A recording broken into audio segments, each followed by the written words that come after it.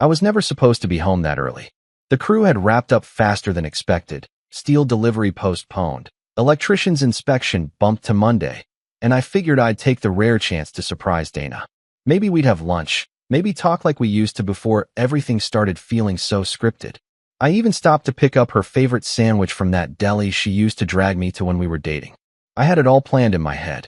Knock on the door, a kiss hello, the startled smile, the warm, familiar hug.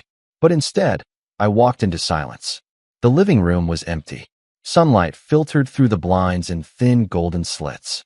No sound of TV, no clatter in the kitchen. Just quiet. The kind that prickles your skin. Dana. I called. Nothing.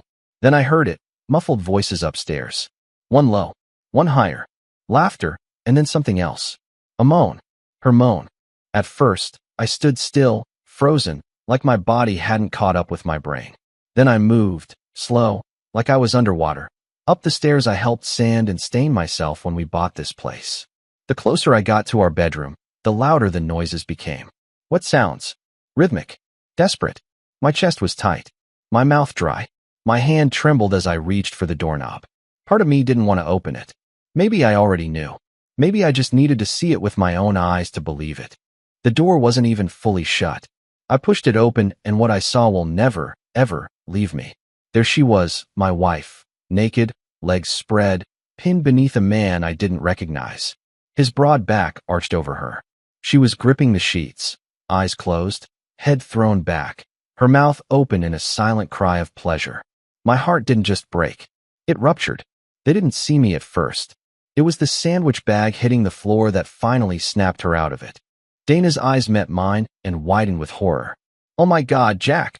The guy, some beefy, tatted-up stranger, rolled off her, scrambling for his jeans like a teenager caught by a parent. I didn't look at him. I didn't care who he was. My eyes were locked on Dana. Jack? I didn't know you were coming home, she stammered, grabbing at the sheets, clutching them to her chest like modesty mattered now. Clearly, I said, my voice hollow.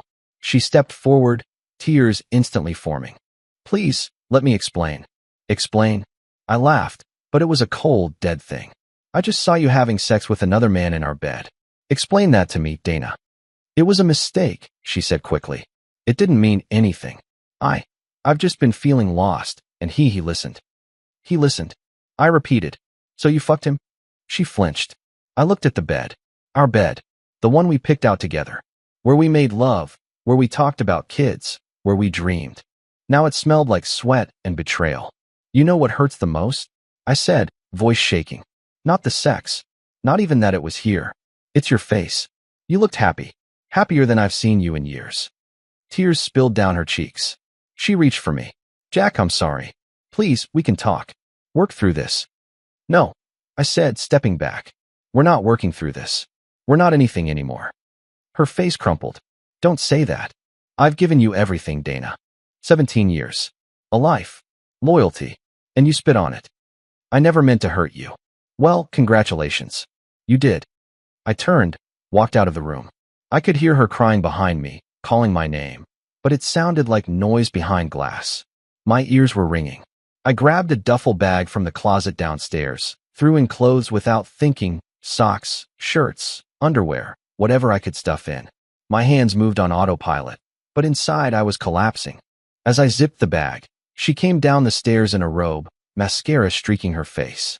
Jack, please don't go. Let's go to therapy. We can fix this. I looked at her, really looked at her. The woman I married. The woman I thought I'd grow old with. I don't even know who you are, I said. I opened the door. Sunlight hit my face, warm and mocking. Where will you go? She asked, voice small. I didn't answer. I stepped outside. The door slammed behind me like a gavel hitting the block. And just like that, the man I had been, husband, provider, believer in love, died on that threshold. The motel I checked into that night smelled like mildew and cheap disinfectant. I lay on the lumpy mattress staring at a popcorn ceiling that looked like it was slowly peeling away. My phone buzzed every few minutes. Dana's calls, texts, then voicemails. I didn't listen to a single one. Just watched them come in and slide away into the void. I had nothing to say. I didn't sleep. Couldn't. My mind kept playing the scene on a loop. Her face, twisted in pleasure, then panic. his hands on her body. The sounds. God, the sounds. I felt like something had been scraped out of me. Hollowed. By morning, I looked like hell. My face was gaunt in the mirror, eyes rimmed red. I splashed water on my face, packed my things, and walked out without saying a word to the front desk. I didn't have family close. My parents were both gone. No siblings. Dana had been my family for 17 years. Everything in my life was wrapped around her, and now, suddenly, she was toxic. Untouchable. My house wasn't mine anymore. My bed was defiled. I didn't belong anywhere. So I did something I hadn't done in a long time. I called Logan. We'd been best friends in high school, inseparable until life pulled us into different cities, different careers. We still texted, saw each other every year or two, but nothing deep. Still, when I heard his voice on the other end of the line, calm, steady, familiar, I cracked. "Hey man," I said, my voice thin. "Jack?" he replied, already alert. "You okay?" "No," I said quietly. "Not really. I caught Dana cheating." Silence. Then, "Shit. Yeah. Where are you?" I told him. "Get your ass over here. Couch is yours for as long as you need it." "Are you sure?" "I don't want to." "Jack," he cut me off, firm. "Shut up and drive." I drove. His house was about 40 minutes away, just outside town, nestled in a quiet cul-de-sac with big oaks and crooked mailboxes. As I pulled up, something in me eased, just a little. I hadn't seen this place in years, but it looked exactly how I remembered it from when his parents still lived there. Logan had moved in after they passed, said he couldn't let it go. I always thought that was sentimental, maybe even weak. Now I understood it perfectly. But it wasn't Logan who opened the door. It was his mom. No, not his mom. Just a mom. Judith. Gray hair tied back, eyes sharp as ever, wearing a cardigan like she'd stepped out of a Norman Rockwell painting. But when she saw me, her expression softened instantly. "Jack Whitaker," she said, like she was both surprised and not at all. "You look like you've been dragged through the dust." "I feel worse than I look," I admitted. Without a word, she stepped forward and wrapped her arms around me. I hadn't been hugged like that in a long time. Tight, grounded, not out of pity, but out of recognition.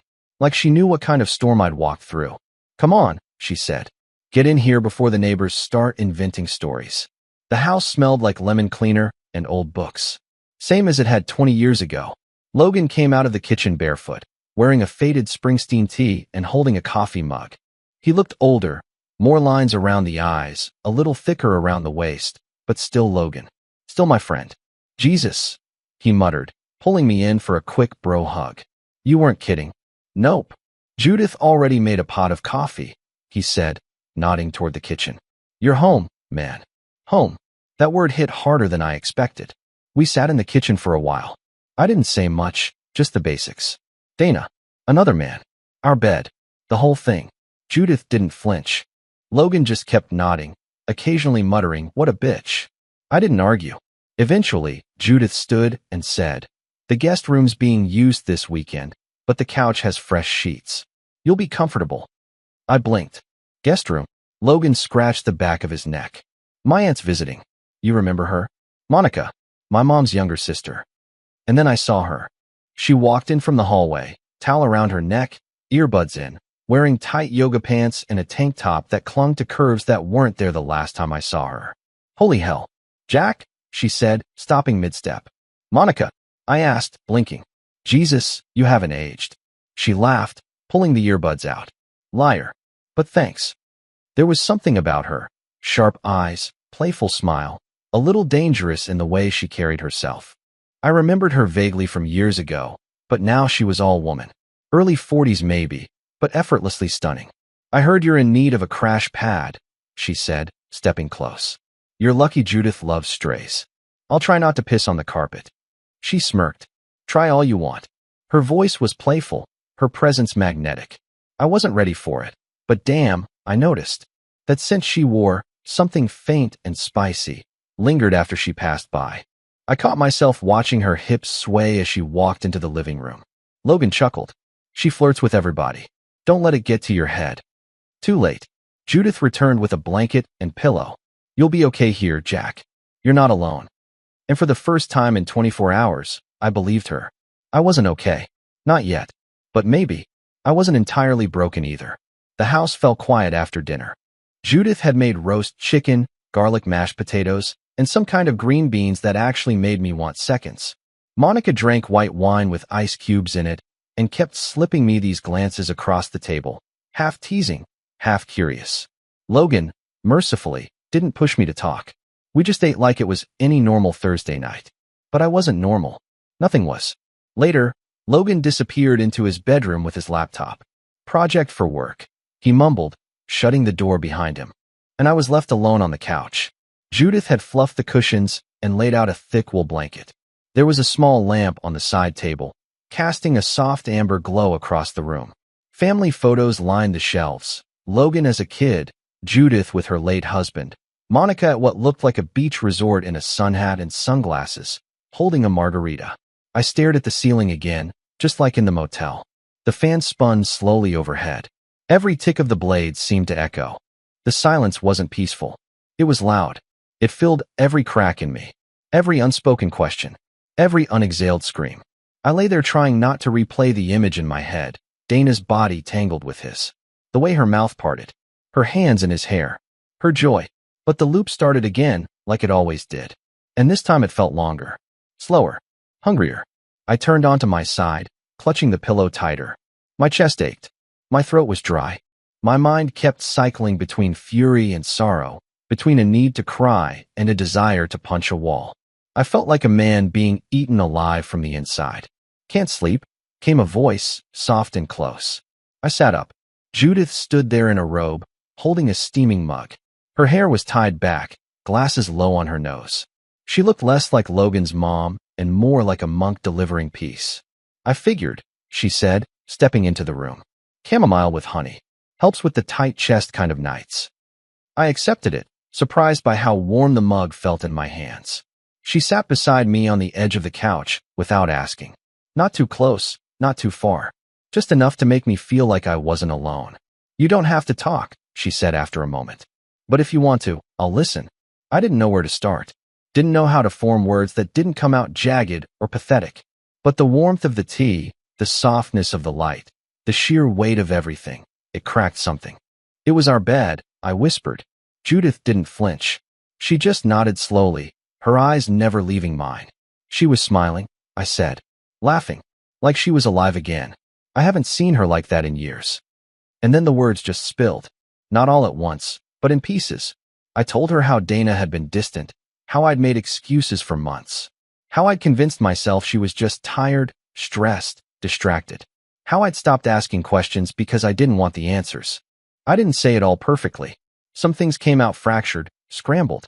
A memory here, a bitter laugh there.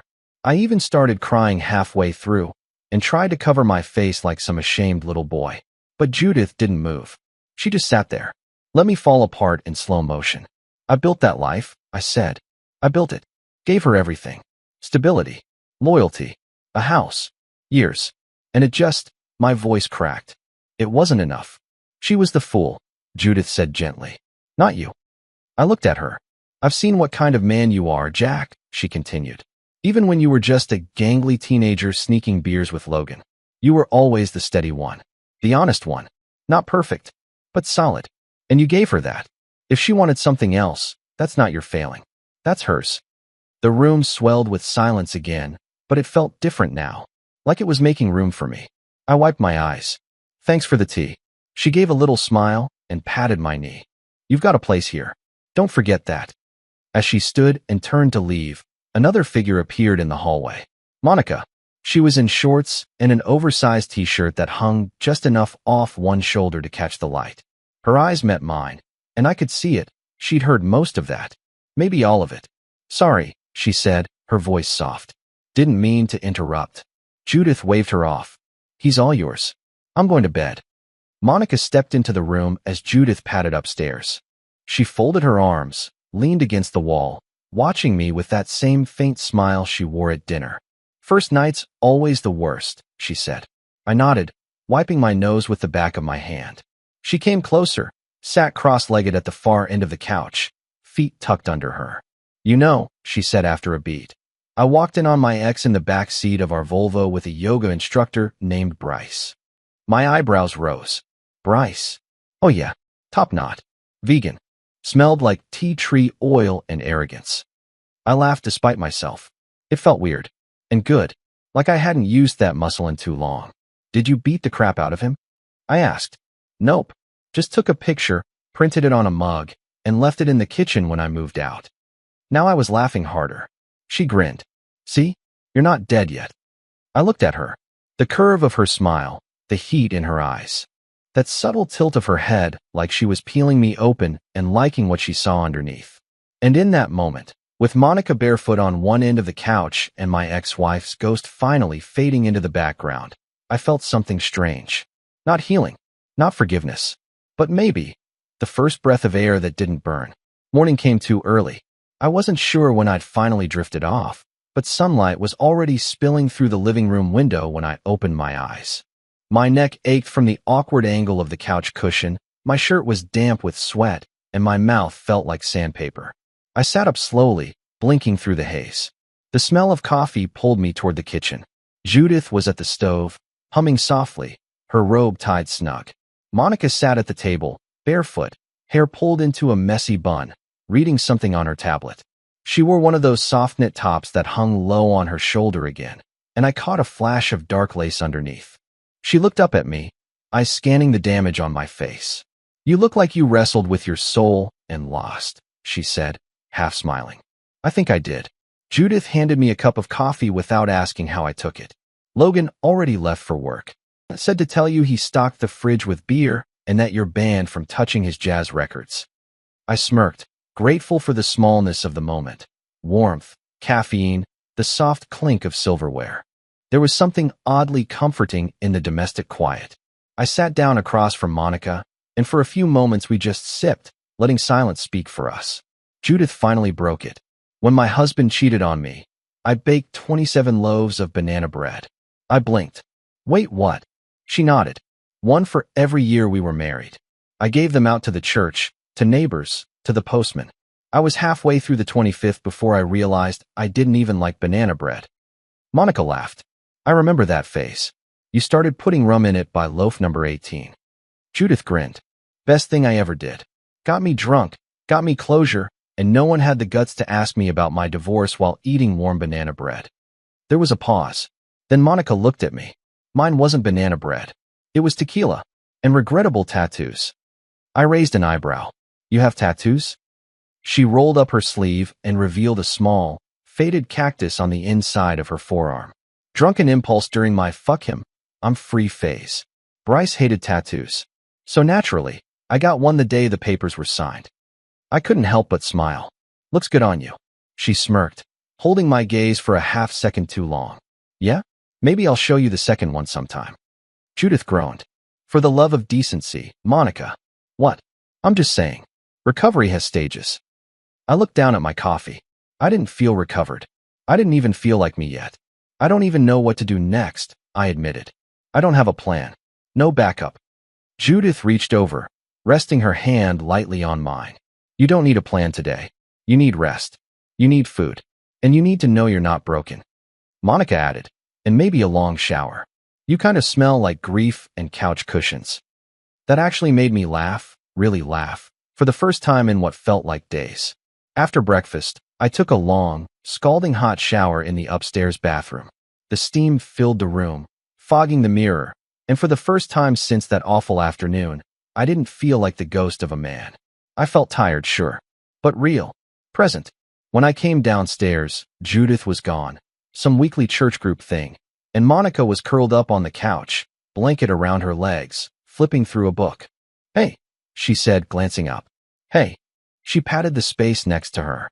I sat. For a moment, we just existed together in the quiet. Then, softly, she asked, You ever talked to anyone about your own shit before? I mean, before this? Not really. I kept it inside. Always thought.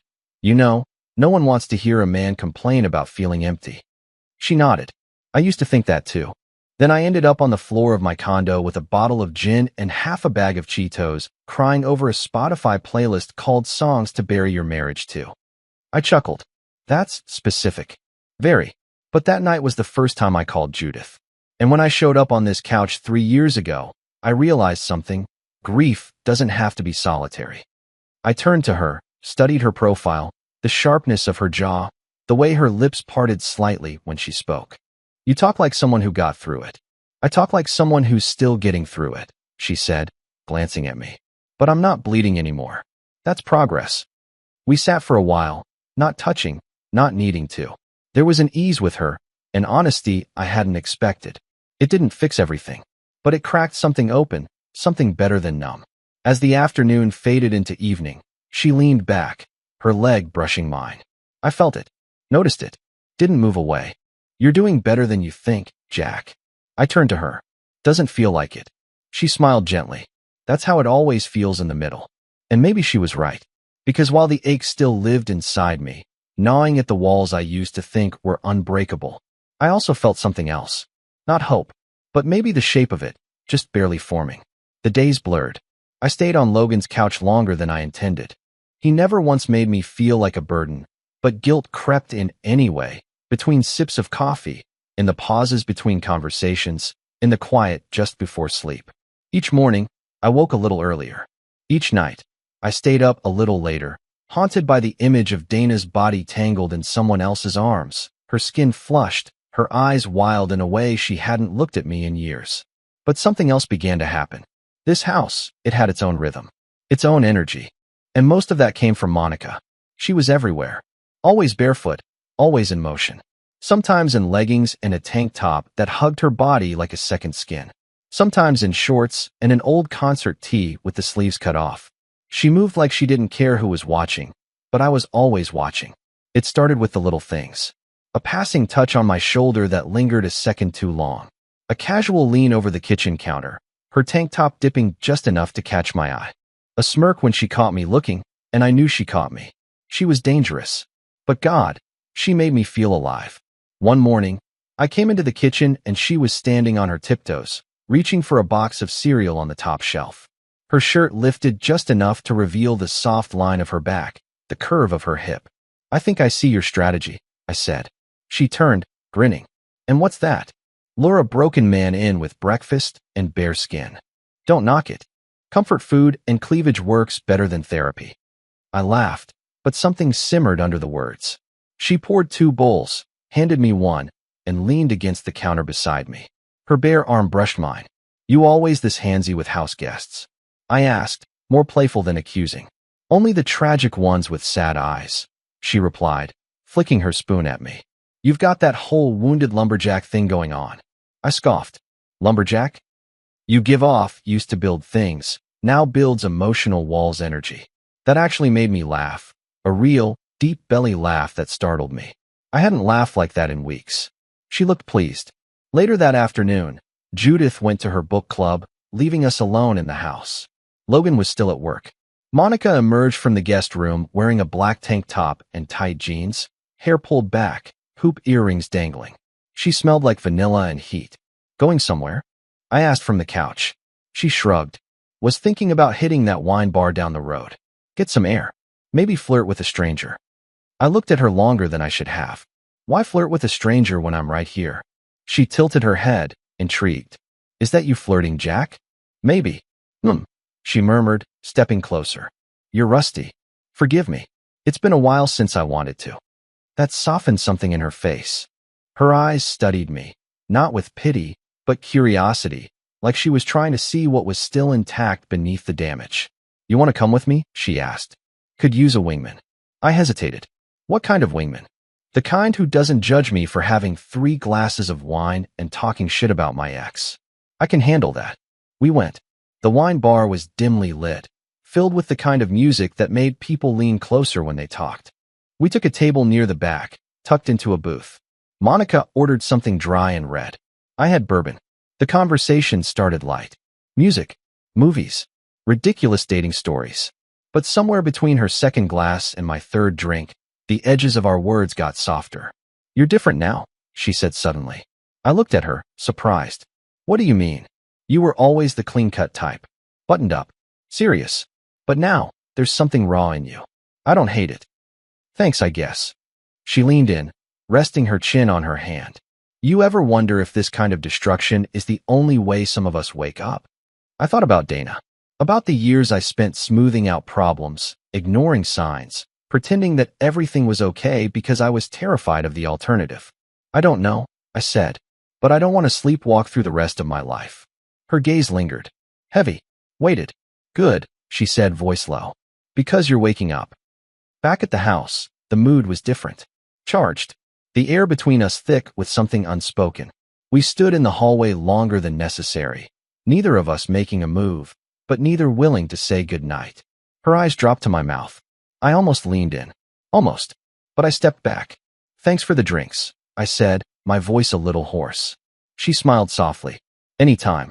As she disappeared into the guest room, I stood alone for a moment, heart racing. I didn't sleep well that night, not because of the past, but because of the present, because something inside me had shifted. And for the first time since Dana's betrayal, I wasn't thinking about what I lost. I was thinking about what I wanted. The next morning, I felt like I was moving through fog. I remembered every second of the night before. The wine bar, the booth, Monica's gaze sliding over me like silk, the charged silence in the hallway before we parted. It hadn't been a kiss. Not even a touch, really. But something had shifted, and it was undeniable now. And it scared the hell out of me. Judith was already gone when I wandered into the kitchen. Logan was at work. That left me and Monica again, like the house had conspired to place her in my orbit as often as possible. She was at the stove, back to me, hair pulled into a loose braid that revealed the elegant line of her neck. A loose sweater slid off one shoulder. No bra. I tried not to notice, but I did. Every detail. She glanced back over her shoulder. You're up late. Didn't sleep much. She nodded, flipping a pancake. Me neither. There was something in her voice, low, measured. Like we were both pretending we hadn't stood a foot apart last night, nearly daring the other to close the distance. She made a plate for each of us. We sat at the counter side by side. The usual banter was gone, replaced by a quiet awareness that buzzed beneath every motion, every glance. Midway through eating, she said, You ever think about what you would have done differently? With her? I paused. All the time. She looked at me. Like what? I leaned back, swallowing hard. I would have listened more, touched more, asked questions I was afraid to hear the answers to. She studied me. That's honest. What about you? I asked, voice quieter. With Bryce. She smirked. I would have walked away the first time he made me feel small. Instead, I made excuses for him for 6 years. We both fell quiet again. Then she said, You're not small, Jack. She didn't leave because of something wrong in you. I met her eyes. Then why do I feel like I wasn't enough? She reached over, her hand brushing mine. A light touch, casual, almost, but it stayed a second longer than necessary. When she pulled away, I felt the imprint of her skin on mine like a ghost. That afternoon, Logan invited a few friends over to watch the game. It was loud, full of laughter and shouting, and for a while I faded into the noise, glad for the distraction. But every time I looked up, Monica was there, in the doorway, across the room, on the stairs, watching me with that same half-curious, half-hungry look, like she was still deciding what to do with me.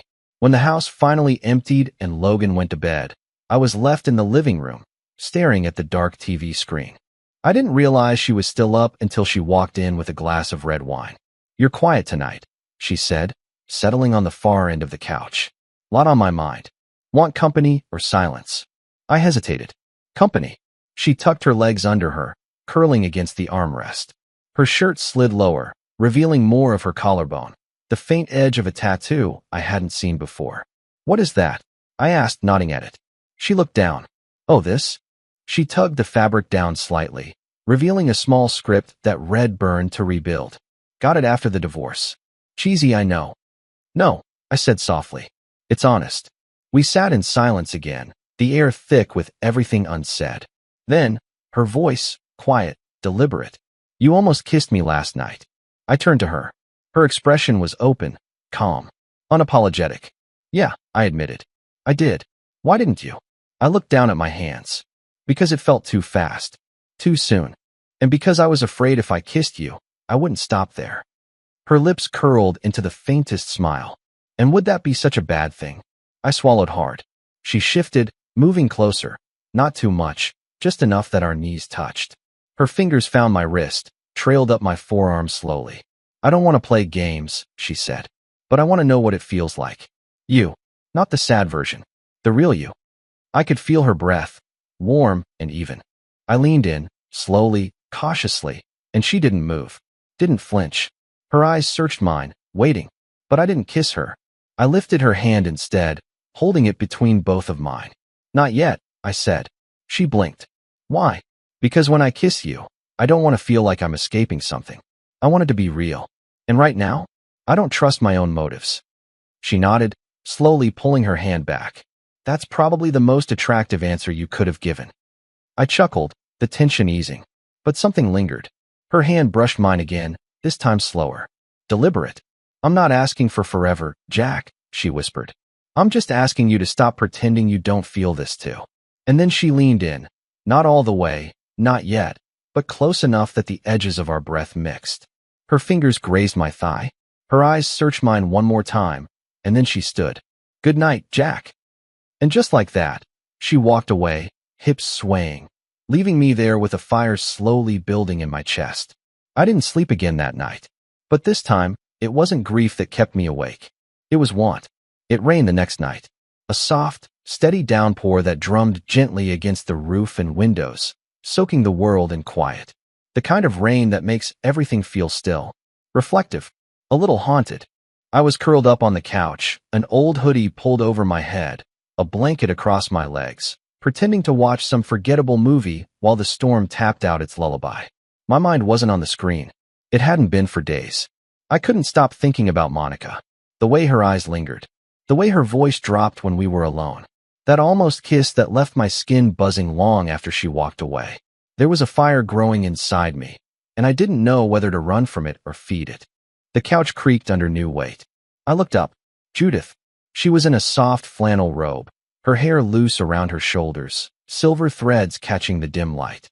She held a steaming mug and handed it to me without a word. Chamomile, again. Warm. Steady. You're doing it again, she said gently, settling into the armchair across from me. Doing what? Staring into the void like it owes you answers. I gave a tired smile.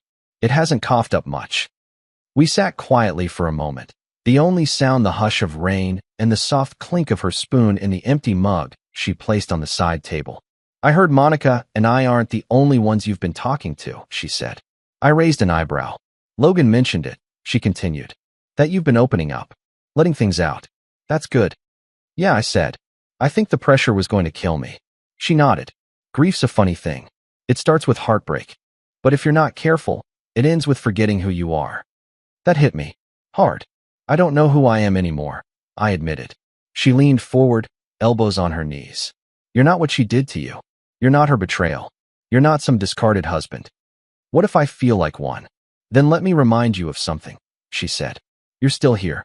Still capable of being seen, heard, even wanted.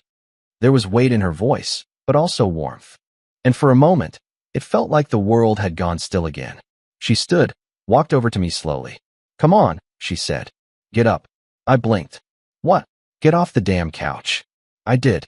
She reached for my hands, her palms cool, firm, and guided them gently up to her waist. She rested her hands on my chest. No music, she whispered, but we can still dance. So we did, right there, in the quiet living room, to the rhythm of rain and breath. I held Judith in my arms, her body warm against mine, and for a few long minutes, I didn't feel hollow. I felt human.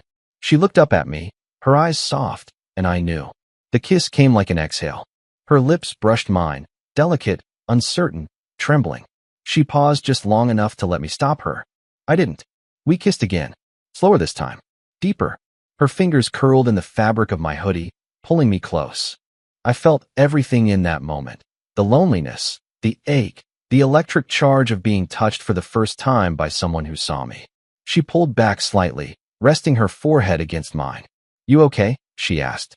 I don't know, I whispered. But that felt real. It was. I stared at her. This woman who had opened her home, her arms, her heart, and something inside me cracked open again. Not broken, just released. I didn't expect it to be you, I said quietly. She smiled sadly. Me neither. We sat back down. The kiss lingered in the air between us, a secret neither of us was ready to unpack. Not yet. I'm not rushing you, she said. And I'm not asking for anything. I know. She stood, squeezed my shoulder. Get some sleep, Jack. As she walked toward the hallway, she paused, looking back at me with something unreadable in her eyes. Maybe caution, maybe longing, maybe both. And then she was gone. I sat there long after she'd left, the taste of her kiss still on my lips, her warmth still pressed into my skin. It wasn't a kiss of passion. Not yet. It was something worse. It was tenderness. And after everything I'd been through, that was what terrified me the most. The morning after the kiss, the house felt different. Not louder, not quieter, just off, like something had shifted slightly out of alignment and no one had noticed except me. I moved through the kitchen with care, my thoughts still tangled in the warmth of Judith's lips, the way she held me with steady hands and eyes that had seen far more than mine ever could. She didn't bring it up at breakfast. In fact, she barely said more than 2 words. Just a soft good morning and a half smile as she passed me the butter. I respected it. Maybe we were both pretending it hadn't happened. Or maybe we were letting it settle into the silence, waiting to see what it became. But Monica? She noticed. It wasn't even 5 minutes after she came downstairs, still in her robe, hair damp from the shower, skin glowing from sleep, that her eyes darted between us and narrowed slightly. She didn't say a word at first, but the air tightened when she entered the room, like the temperature had dropped a few degrees. You two have a late night? She asked lightly, pouring herself coffee. Judith didn't miss a beat. Just a little tea and conversation. Monica said.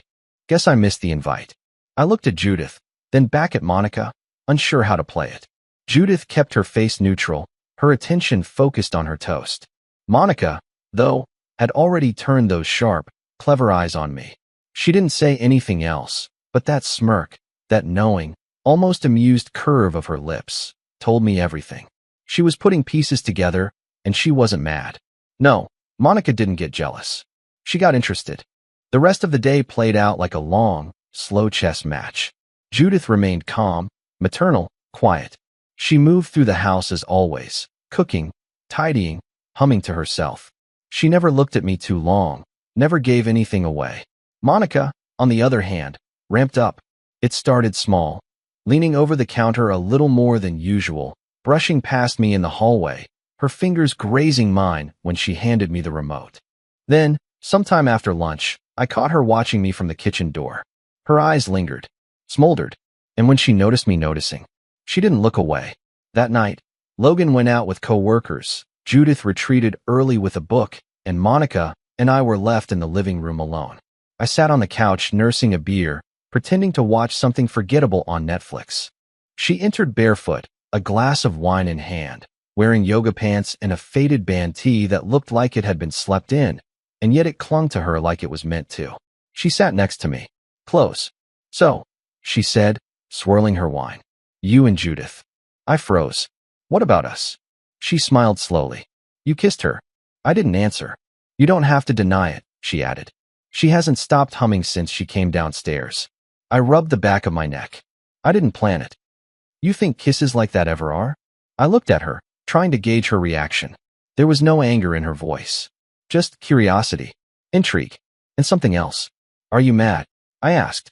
She leaned closer, placing her wine glass on the coffee table. Mad? No. Surprised? A little. But I've also been watching you for days, Jack. You've got this thing inside you. All that heat, that ache. I figured it would break through somewhere. Her hand slid to my knee, fingers resting there, light but electric. I just thought it would be with me. My heart thudded. She moved closer, her leg pressed against mine. I could smell her perfume, earthy and warm, laced with something spicy. Her lips were inches from mine now, her voice a low murmur. Do you feel it too? She whispered. Or am I imagining it? I feel it, I said, barely above a breath. She nodded slowly. Good. Then she kissed me. Not soft. Not cautious like Judith's. This kiss was fire. Hungry. Bold. Her hand slid up my thigh, her lips parting mine with a kind of desperation that made my entire body react. My hands found her waist, then her back, then her hips, and for a moment, everything blurred. But then, I pulled back. She blinked, surprised. Monica, I said, my voice rough. This is complicated. She smiled. You think I don't know that? Her thumb brushed my jaw. I'm not asking you to choose, she said. I'm not asking for anything. I just want you. And I think part of you wants me too.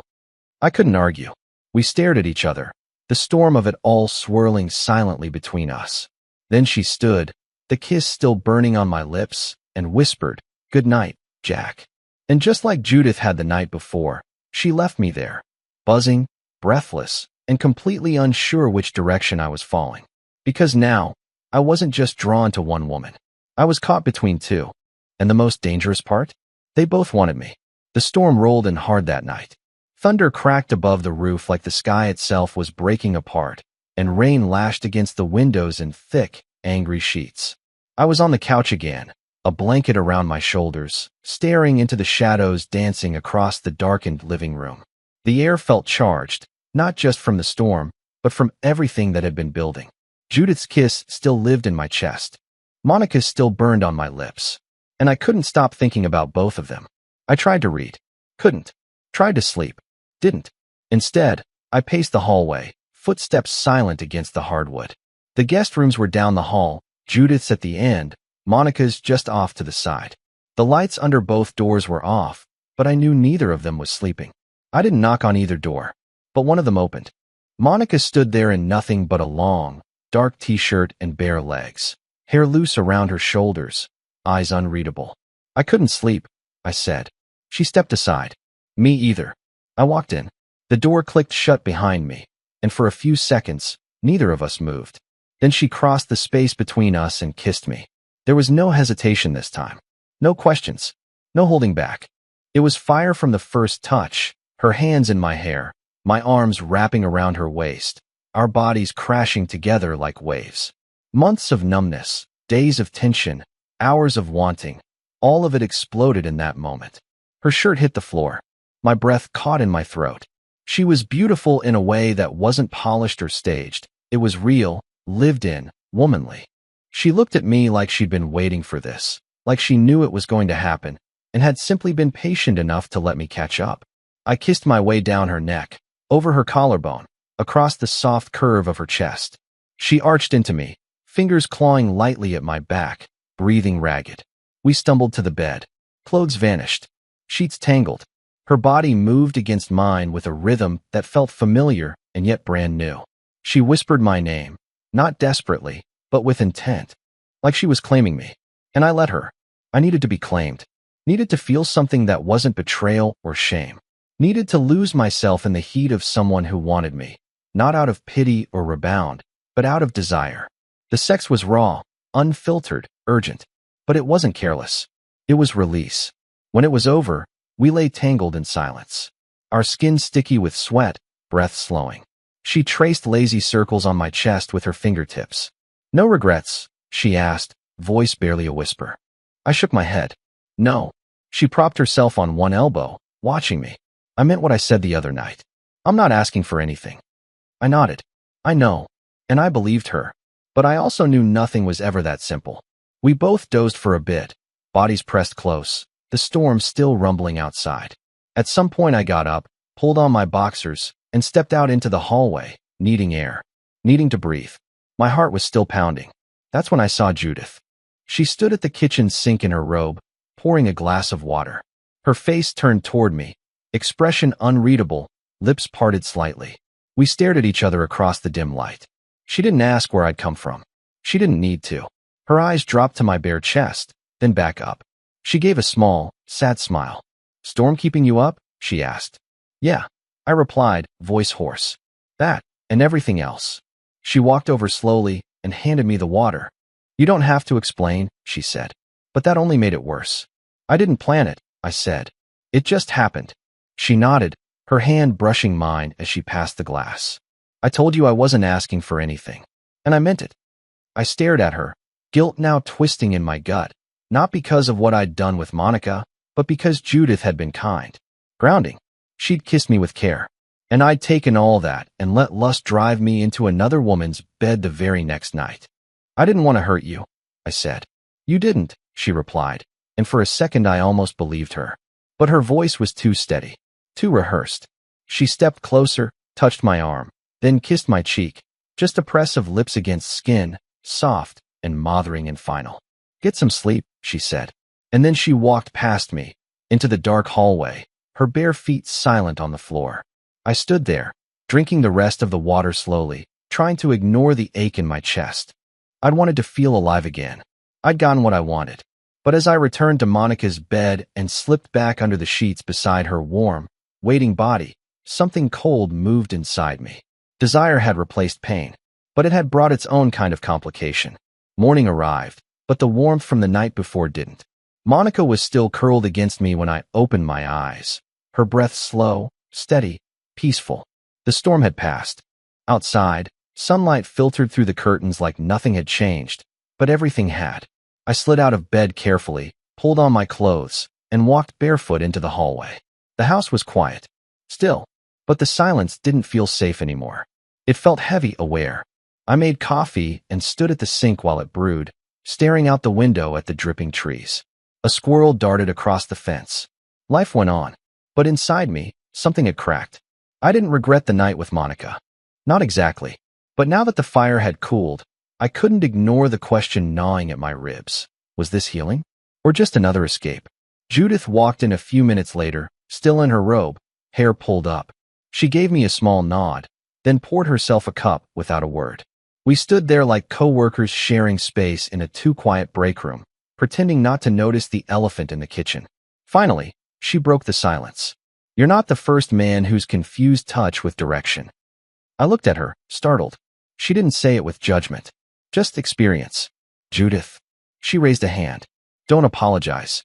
I told you I didn't want anything from you, and I meant it. But that doesn't mean I didn't feel something. And I'd be lying if I said watching you choose someone else didn't sting. Just a little. I nodded slowly. You've been kind to me. I don't want to. You didn't know me anything, she cut in gently. You're hurting. You needed comfort. And Monica? Well, Monica knows how to offer that. I stared at the floor, the guilt crawling up my spine. It wasn't just about sex. No, she said. But that doesn't mean it was love either. Her words landed like stones. She walked out after that, coffee in hand, not angry, just done with the conversation. And that hurt more than if she'd screamed at me. Later, I found Monica out back, sitting on the porch steps in leggings and a hoodie, barefoot, sipping from a wine glass even though it wasn't yet noon. You left early, she said without looking at me. I didn't want to wake you. She nodded, eyes still on the yard. You thinking about running? The question hit harder than it should have. I don't know what I'm doing, I admitted. She looked up at me then, eyes sharp. It was real, Jack. Last night. That wasn't just body heat and rebound. I felt you. I know, I said. I did too. But, I sighed, running a hand through my hair. But I don't know if I'm ready to feel anything yet. Not like this. Not with anyone. She nodded slowly, swallowing her disappointment like it was a bitter pill. At least you're not lying to me. That's something. I sat beside her. The wood was cool beneath us. I think part of me wanted this to be the answer, I said. The thing that made the pain disappear. And you made me feel wanted. That mattered. But it wasn't the fix, she finished for me. No. We sat in silence again, this time not heavy, just true. I wasn't looking for love either, she said after a while. I just didn't want to feel invisible anymore. Her words cracked something open in me. I reached over and took her hand. Held it. Just like that. No heat. No fire. Just two people sitting in the ruins of something that felt beautiful for a minute. That night, Logan returned and noticed the shift immediately. You look like you've just crawled out of an emotional car crash, he said bluntly as I passed him in the hallway. Not far off. He clapped me on the shoulder. Whatever happened, I hope it leads somewhere better. Later, alone in the guest bathroom, I looked at myself in the mirror. Not the wrecked man I'd been after Dana. Not the lover from last night. Something in between. A man untangling himself from grief, guilt, and desire. And that clarity, the hard, uncomfortable truth, settled in. I wasn't ready to be with anyone. Because I still hadn't figured out who I was without her. Not Monica, not Judith, not even Dana. Just me. I went to bed that night alone, and for the first time, it felt right. Because sometimes, the bravest thing you can do after losing everything is choosing yourself. She showed up on a Wednesday. Unannounced, of course. That was always Dana's style. Spontaneity packaged as charm, even when the timing was selfish. I had just stepped out of the shower, still towel drying my hair, when I heard a knock at the front door. I opened it to find her standing there on the porch, damp from the drizzle, hair tied back, makeup soft, but familiar. Too familiar. She looked me over like I was a memory. "Hey, Jack," she said, her voice tentative. "Can we talk?" I stared at her for a second, uncertain if I should even let her in. But I stepped aside, and she walked in like she still had a place here, like the betrayal hadn't burned the foundation down to ash. She stood in the middle of the living room, hugging herself. "You look good," she offered. I didn't respond. "I heard you left work, that you'd been staying with Logan. I needed to see you." "Why?" She hesitated. "Because I made a mistake." I gave a quiet laugh. "That's an understatement." "I was confused," she said quickly. "I felt neglected. You were always working. We stopped connecting. I tried to talk to you about it, and you just—" I cut her off. "And so you fucked someone else." Her jaw tightened. But to her credit, she didn't deny it. "I thought I wanted something new. I thought I deserved more. But the truth is, I got scared. I panicked." I folded my arms, not angry, just tired. "You didn't panic, Dana. You chose. And now that it blew up in your face, you're back here?" She stepped closer. "I've changed." "No," I said. "You lost." She blinked. And that was the moment I realized I didn't want her back. Not even a little. Not because I hated her, but because I didn't recognize the man who once thought she was my future. He was gone. She tried to touch my hand, and I gently pulled away. "I'm not angry anymore," I said. "But I'm done." Her eyes glistened. "There's really no chance." "There was. Before you lied. Before I saw who you really were." She stood there for a moment, nodding slowly, lips pressed tight to keep from crying. Then she turned and walked out without another word. When the door clicked shut, I felt it. That exhale I hadn't known I was holding for weeks. Not rage. Not sorrow. Relief. Monica was in the backyard, tending to the little herb garden near the fence. She saw Dana leave. Of course she did. When I stepped outside, she looked up. "You okay?" she asked. "I am." "You tell her off?" "No," I said. "Didn't need to." She smirked. "You've changed." I think I finally started waking up. She wiped her hands on her jeans. "So what now?" I looked at her for a long moment. She was beautiful and kind and bold in all the ways I wasn't. And still, this wasn't about her. "I need to go," I said. Her expression didn't shift. She just nodded. "I figured," she said. "You've been walking toward that door for a while now." I stepped closer, leaned in, and kissed her forehead, softly. Not like a lover, like a thank you. "For everything," I said. "You'll be okay," she replied. That afternoon, I packed the rest of my things into the trunk of my car. Judith hugged me tight, whispered, "Don't be a stranger." Logan gave me a mock punch in the arm and a half smile. Monica didn't come back downstairs. I didn't expect her to. I didn't need a dramatic farewell. No final plea. Just closure. And so I left. I drove with no destination, just the road and the hum of tires and the horizon calling like a fresh breath. The rain had stopped. The sky was clearing. I rolled down the window and let the wind mess up my hair. I didn't know where I was headed, but I wasn't running anymore. I wasn't trying to numb the pain or chase desire or patch myself together through someone else's affection. I was finally mine again, and that was enough.